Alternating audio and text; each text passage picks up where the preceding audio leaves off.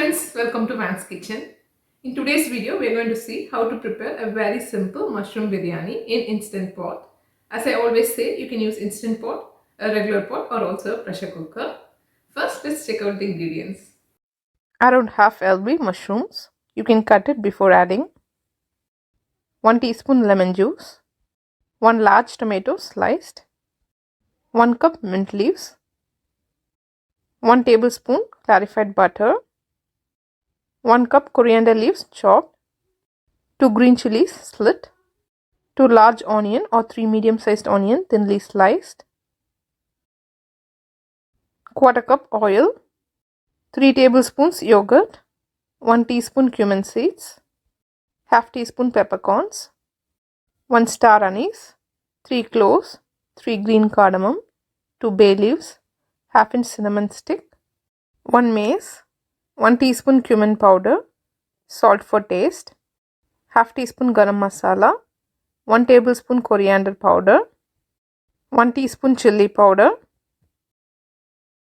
1.5 tablespoon ginger garlic paste, 2 cups basmati rice soaked in water for 15 minutes. Turn on the instant pot in saute mode for 25 minutes. In case sauteing is over before 25 minutes, you can turn it off. Add oil to instant pot followed by whole spices.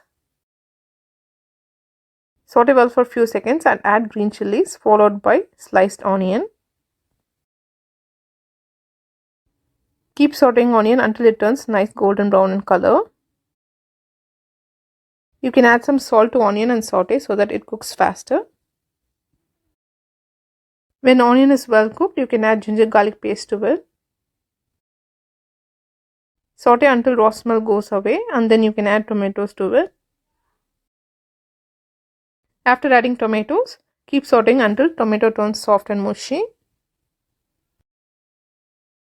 Once tomato is well cooked, you can add chopped coriander leaves, mint leaves, lemon juice, all spice powders and yogurt. Add everything and mix everything well together. After sauteing for around 3 minutes, you can add mushrooms to it. Chop mushroom into bite-sized pieces before adding. Let mushroom cook in this masala for another 3 to 4 minutes. Once mushroom gets cooked, it will start releasing some water. Keep stirring occasionally so that it won't get burnt in the bottom. After a few minutes of cooking, you can add soaked rice to it. After adding rice, mix gently. For 2 cups basmati rice, we need around 2 cups water. But since we have some gravy and the mushroom has released some water, I'm going to add around 1.5 cup water. You might need to add more water if you're using a pressure cooker. After adding water, mix gently again. You can also check for salt at this stage. Finally, add 1 tablespoon clarified butter.